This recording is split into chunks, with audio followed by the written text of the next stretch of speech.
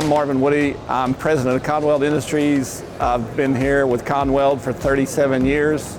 We're very happy to be at ConExpo-Con Ag. We've got a lot of exciting things going on.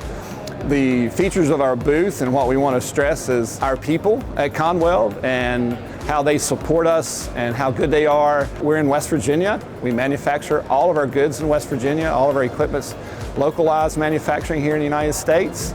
It's very important to us to have suppliers from the U.S. as well as manufacture here in the United States. But we are a global company. We sell our equipment all over the world, and we're very proud of that. The other thing we're highlighting as far as our equipment is concerned is our triple deck elliptical motion linear machine, and we have a new design for that machine, which is dual shafted instead of three shafted. We think the horizontal machine is a great piece of equipment for a lot of applications. They're used all over the industry, and we want to make sure that we put in new designs, new techniques on our equipment. So we have two shafts instead of three. The shafts are not geared, so you don't have to worry about timing the shafts, or you don't have to worry about gears vibrating on the machine.